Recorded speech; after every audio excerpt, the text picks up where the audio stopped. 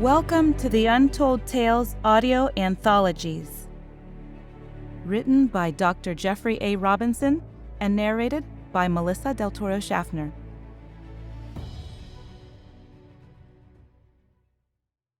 The following story is actually a prequel to The Timepiece. The Timepiece was actually the second episode we ever aired on the Untold Tales podcast. So we are very excited about this episode, which will teach you a little bit more about how the Timepiece was created. The Timepiece continues to be one of the most popular episodes on this podcast. So if you want to stop and go back to episode 2 before you listen to this one, it'll be even more of an exciting storytelling adventure. Enjoy. Creating the Timepiece. Paul White made his discovery while working after hours at the prestigious Los Alamos laboratories. His department lab was in the Material Science and Technology Division. Paul preferred to work late, principally because he was the odd man out in the department. His colleagues were experts in other disciplines like solid-state physics, metallurgy, biomaterials, or nanotechnology. His expertise, however, was quantum chromodynamics, which examined deviations from the uniform flow of time. It was so different that none of his teammates really understood what he did. Everyone had their own specialties. Indeed, some were the foremost in their fields, but no one that Paul worked with really understood his areas of expertise. He, therefore, felt like an outsider most of the time. Still, he enjoyed his work, even though he usually had to work alone. For the past several months, his entire department had been researching a new material that had been discovered by a sister department in the High-Energy Physics Division. It was a photonic liquid crystal called Photonic Chromium-Based Liquid Crystal 20, or PCLC-20 for short. This particular material consisted of chiral nematic liquid crystal that slowed down light that passed through it to a billionth of its normal speed in a vacuum. No one quite understood how the material achieved this, but the Material Science Department had been tasked with examining what other properties the substance possessed and investigating potential applications. Despite weeks of effort, little had been discovered except that in certain polarized states, the liquid crystal matrix appeared denser than any known substance, that the material delayed electrical signals through it as well, giving it a ridiculously high resistance without generating any heat. 2 engineers were trying to create new types of photonic switches, but no one had yet found any practical uses for any of their discoveries. Paul, of course, focused on the temporal aspects of the substance, and this evening he had been measuring the delays of electrical signals sent through the material. However, one experiment that night had very unexpected results. When he sent a modulated pulse of electricity through the tiny liquid crystal matrix, he found he had somehow jumped backward about 10 minutes in time. The time on the clock had changed from 11:12 p.m. to 8:02. He blinked in surprise when it happened, thinking he had simply misread the clock he was using to log the times of his different tests. But when he repeated the action with another electric pulse, it happened again. The time displayed on the clock now read 7:52 p.m. For a second time in a row, he had somehow moved back in time by 10 minutes. By adjusting the voltage of the pulse, Paul found the amount of time that he was displaced back in time was roughly proportional to the strength of the pulse. At that point, Paul stopped his planned tests. Methodically logging his results and describing his experiences, he took pictures of his testing apparatus and left the lab. He decided that further investigation of this phenomenon was too important for him to investigate on his own. More than any other members of his team, he appreciated the potential dangers of his discovery if his initial findings proved to be true. These included temporal paradoxes, causality loops, quantum-level discontinuities, and the destructive distortion of temporal manifolds. No, he needed to be careful. Before he performed any other tests, he would need witnesses and other scientists to confirm what appeared to be happening. Paul's distress was so great that he did not even mention the incident to his wife and could not sleep at all. He laid awake all night, trying to figure out what his course of action should be in the morning, and what the implications of this discovery might be. Arriving early at the lab the next morning, Paul sat at his workstation calmly staring at the apparatus as he waited for his fellow scientists. The first one to arrive was the department head, Dr. Charles Dickerman. Charles wasn't nearly as technologically astute as any of the other scientists in the department, but he sheltered his staff from the vagaries of politics, funding, and the associated bureaucracy of the lab, allowing everyone to work without unwanted interruptions. Paul decided to wait for one of the other lead investigators to arrive before talking to Dickerman.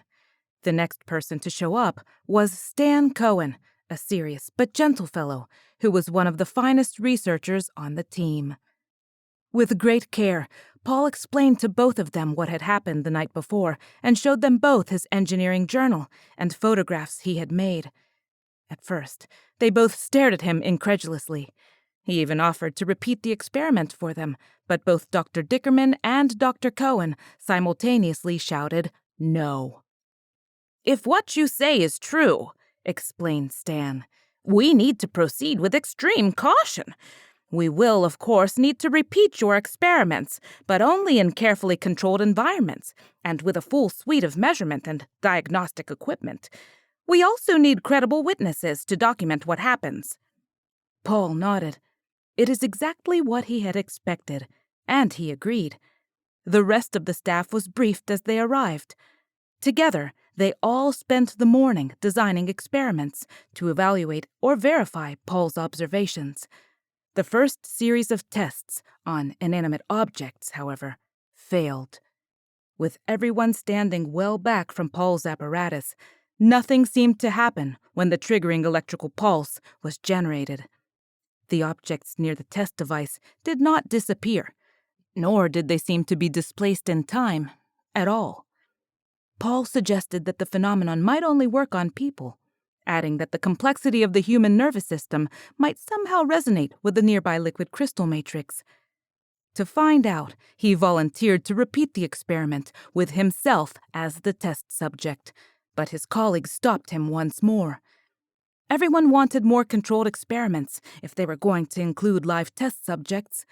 Dr. Dickerman reported the situation to his superiors, and their lab was immediately secured and all work classified, at least until definitive results were achieved. Several of the senior division directors also showed up to oversee these experiments. By the time Dickerman finally approved and authorized the tests, it was well after lunch. For the live test run, Stan planned to place Paul in a metal soundproof booth that had been used in other experiments earlier that year.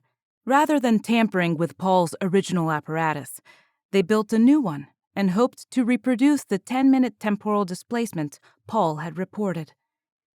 Not everyone thought the experiments would work. Several of the attending scientists doubted Paul's story and whispered about him being unreliable when they thought he couldn't hear. The rest of the afternoon was spent setting up sensors, video recorders, and telemetry equipment. Finally, it appeared they were ready to proceed. "Are you certain we should proceed?" asked Dickerman. "Absolutely," answered Stan. "If there is the slightest chance Paul's discovery is true, we have to try to repeat his results. If he could move back 10 minutes in time, who knows how far we could go if we used more power on a larger liquid crystal matrix. Even the slightest success would be monumental." "So we're ready," said Dickerman. "Yes, I can't think of anything else we could possibly measure. We have electromagnetic sensors for light, radio waves, IR, UV, thermal sensors, and gravimetric detectors. We have devices to measure vibration, sound, and pressure that are so sensitive they could detect an ant fart." Everyone laughed, but the tension remained almost palpable. Paul entered the soundproof chamber, and 2 technicians immediately began hooking him up to biometric measurement equipment. After a couple of minutes, he had so many wires attached to him that it made a polygraph look simple. They planned to measure brainwaves, heart rate, blood pressure, skin conductivity, every imaginable biometric they could think of. When they were finally done, they started video cameras to record the test. As he closed the door, Stan whispered softly, "Paul, you do realize that if this doesn't work, we're all going to be in big trouble. Right now, people believe you based on your reputation, but if this fails, no one will likely ever believe anything you say again." Paul's mouth grew dry, and he nodded. Finally, as he sat in the tiny chamber, he stared at the small shelf in front of him and the small digital clock that displayed the time in hours, minutes, and seconds. The current time was 3:45 p.m. The test pulse would be triggered at exactly 4 p.m. As he waited, the team rechecked everything from outside. However, through the soundproofed walls of the capsule, Paul couldn't hear anything, and he simply had to wait. The 15-minute wait seemed far longer than it really was. Using an intercom, Paul talked to the people outside through an intercom built into the capsule. He even managed to joke a little with his fellow researchers. Finally, as the clock approached the top of the hour, Paul silently counted down the remaining seconds. 5, 4, 3, 2, 1.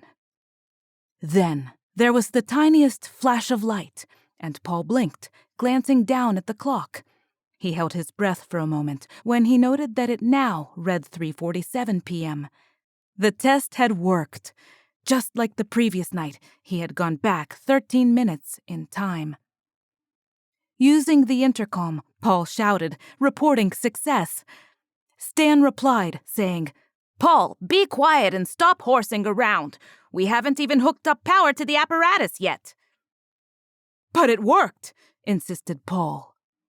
While everyone seemed surprised, they stopped and rewound the videotapes. However, they failed to show that anything had happened. The video showed Paul sitting quietly in his seat, but there was no physical evidence that anything had occurred. "That's not funny," chastised Stan. "Stop pranking us and sit still." Paul could tell from the sound in everyone's voice that people outside were starting to get angry with him, so he bit his tongue and stayed quiet. Once again, he waited and watched the clock until it reached 4 p.m. Finally, exactly at the top of the hour, he saw a tiny flash of light, and Paul found himself back at 3:47 p.m. once more. Activating the intercom, he explained that the experiment had worked, but as before, he was chastised for joking around. This time, however, he gave up more easily and laughed, as if he had just been kidding. The experiment repeated itself a third time. Again, the time on Paul's clock had changed from 4 p.m. to 3:47 p.m. Paul endured the test a fourth time, but it seemed that no matter how many times he let them repeat the experiment, the same thing happened, and no one believed him that the experiment had worked. Finally, after the fifth replay of the test, Paul concluded that this scenario was just going to keep repeating itself, and no one was ever going to believe him. Paul unhooked himself from the wires that were attached to him, determined to stop this idiocy. This was going to go on forever if he didn't stop it. Thinking quickly, he chose the first excuse that came to mind, opened the door of the booth, and stepped out. "I'm sorry," he exclaimed. "I've never told anyone this, but I'm quite claustrophobic and can't bear to be in that tiny chamber a single second more." Several of his colleagues laughed loudly, and Paul looked down, embarrassed. Stan made an exaggerated gesture of dismay and said, "Now you tell us," laughing perhaps a little too loudly. Fortunately, everyone else laughed too. Dr. Dickerman looked around and finally asked, "Does that mean we're going to call this off?" People stared at one another in silence for a moment, until another tech named Ellis loudly said, "Hell, if no one else is game, I'll do it. Come on, hook me up." Everyone stared at Ellis Longmore, who had a reputation for being something of a goof-off. While he was a brilliant statistician, he was a jokester, and he had probably been the class clown in college. No one took him very seriously, since he always made wisecracks at the wrong times. Stan glanced at Dr. Dickerman, who simply nodded. "Sure, Ellis," said Stan. "You can replace Paul. We'll get you set up and reschedule the test for 4:30. Then everyone swarmed around Ellis, who beamed with pride at finally being the center of attention for the whole team. Paul stepped slowly to the rear of the crowd and watched, wondering what would happen now. As he studied the crowd of scientists and engineers, he tried to figure out what had happened. He was certain that he had traveled back in time, but everyone denied it, and even the videotapes failed to show any physical displacement. For a moment, he considered that he might be delusional, but he shook his head, certain that somehow he had moved exactly 13 minutes backward in time. Glancing at the crowd surrounding the heavily walled chamber, he was grateful that Ellis had managed to break the tension in the room with his antics. He had earned a reputation for telling jokes when he should be serious, but this time he was outdoing himself. They had nearly a half hour until the next scheduled test, but Ellis was apparently not willing to spend them quietly. After entering the small soundproof capsule, Ellis joked over the intercom that the experiment had worked and that he had just come back from ancient Egypt, where he had supervised the building of the pyramids. People laughed, but that only encouraged Ellis even more. After non-stop gaffes, they finally turned the intercom down and told him to be quiet. Then Ellis opened the door to the booth and leaned out of the chamber. The first time, he loudly demanded a new seat in first class, and a few minutes later, he again opened the hatch to complain about his in-flight meal. Finally, Stan chastised him, saying, "Stop it, Ellis. I mean it. We need to baseline your biometrics, so just sit still until the test begins." Then, Stan locked the chamber door from the outside. There was a general sigh of relief, as the team could now proceed without interruption. Paul took a step forward and then stopped himself. With the door locked, Paul wasn't certain whether or not Ellis would not be able to leave the chamber if the test repeated itself like it had for him. But he didn't want to interrupt the proceedings again and wondered what would happen now. The room grew quiet, and Paul stayed back at the edge of the crowd, nervous because people would periodically look at him and whisper as they shook their heads. Finally, the time of the test approached. As the clock approached 1/2 the hour, Paul counted down the seconds. 5, 4, 3, 2, 1. A technician flipped the switch, but nothing happened. Turning the intercom back on, Stan asked Ellis if anything had happened, but there was no reply. Then someone reached over and unlocked the chamber door. Peeking through the doorway, Paul could see Ellis calmly sitting in his seat, telemetry wires all hooked up and in place. However, he didn't move. Finally, Stan came over and poked him. "Come on, Ellis, stop clowning around." Then, leaning close, Stan examined him more closely.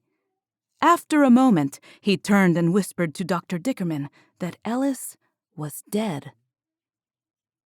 Everyone gasped in horror, and slowly, everyone turned and glared at Paul. The rest of the day was a blur. EMTs were called and arrived after long minutes. They moved Ellis to an open area of the floor and tried unsuccessfully for more than 20 minutes to revive him. The team reviewed the videotapes, but they simply showed Ellis sitting peacefully in his seat. It was past 8 p.m. that night before the body was removed and everyone sent home. Security personnel then locked and secured the lab. Later that evening, Dr. Dickerman called Paul and told him that the lab would be closed until after the weekend, while the details of what had occurred were reviewed and documented. Over the next 3 days, Paul thought heavily on the matter and finally decided that he knew what had happened. Paul had decided that, when the temporal displacement device had been activated, he had not physically been sent back in time. Rather, it was just his consciousness, his awareness, that had moved to an earlier moment. If he was correct, that would mean that Ellis's consciousness had similarly been sent back 13 minutes in time. However, with the intercom turned off and the door locked, Ellis would not have been able to contact the team outside. Therefore, as Ellis remained trapped in the chamber, the time would have advanced until it was once again 4:30 p.m., when the device would trigger and send him back again. Then, after 13 more subjective minutes inside the chamber, it would have sent him back again, and then again. Essentially, Ellis had been locked in a soundproofed box and caught up in a temporal loop from which he could not escape. While Paul had exited the chamber, Ellis had been trapped and had kept getting sent back to relive the previous 13 minutes over and over again. Paul shuddered. There was no way to know how many times Ellis had experienced that repeating loop. It could have been dozens, hundreds, or thousands of times. Paul worried and wondered how many times the human mind could endure endlessly reliving the same 13 minutes. It could have been millions of times.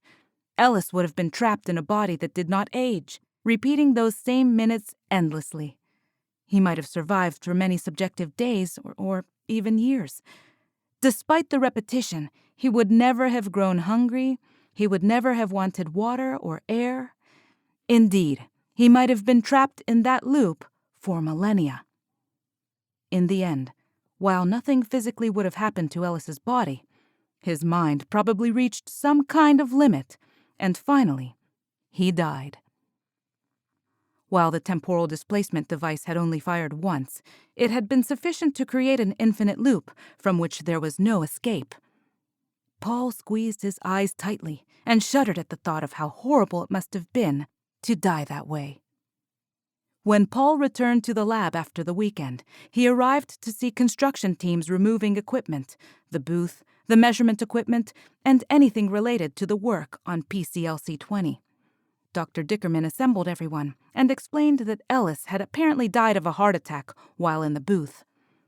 He further explained that all projects had been canceled and that the lab was going to be repurposed. Everyone would be transferred to other departments, but it would take a few days to reassign everyone. Until then, everyone was invited to work on personal projects, catch up on reading technical journals or research papers, or even take some personal time off. However, he told everyone that all work on Paul's project was expressly forbidden. Everyone left, but no one said a word to Paul, not even Dr. Dickerman. Paul went and sat at his personal workstation and just stared at the original device he had built. He couldn't seem to turn his mind to anything else. After an hour, he slowly began to disassemble the apparatus that had started all this trouble. Then, he started building a much smaller version of the device. Actually, it was pretty simple. He took the large gold stopwatch that he always carried. He had gotten it from his father when he graduated from college. Carefully removing the mechanical innards, he replaced them with the much smaller electrical movement from his wristwatch. Then, he filled the empty space with a tiny reservoir of the PCLC-20 liquid crystal that he had started with and added a small battery and a capacitor. It only took him about an hour to reconstruct his device inside that large gold watch. Examining it, he estimated that the smaller device would only hold enough charge for a single pulse of temporal energy, and that any resultant temporal displacement would be much less than before, probably less than a minute. After he finished, he remained on his stool and stared at the watch for the longest time, wondering if this was the right thing to do. Finally, he got up and headed to Dr. Dickerman's office. Slowly opening the door, he entered and showed the lab chief the gold watch. Then he proceeded to explain what he had built. However, before he could finish, Dr. Dickerman exploded with rage. "Are you insane, Paul? Didn't you hear me when I told everyone that they were to stop entertaining this crazy idea of yours? Don't you get it? It doesn't work, and it unfortunately led to the death of Dr. Longmore. As a result, I'm liable to lose my position for having entertained your outlandish claim. To be honest, we were all just humoring you. No one thought you had really discovered a method to travel in time, but Stan and a couple of others thought enough of you to at least test it out. Stan resigned over the weekend and has taken a job over at JPL. I'll likely be demoted, and you You are probably going to be out of a job completely. No other department's going to want you, and after word gets around, no other institution will even touch you. You would have spent the rest of your days with nowhere to go and nothing to do. But now, by directly disobeying an order, I can have you fired immediately. You're finished, Paul. You should have retired last year when you had the chance, before your senile lunatic notions destroyed your reputation. Why, you'll be lucky if...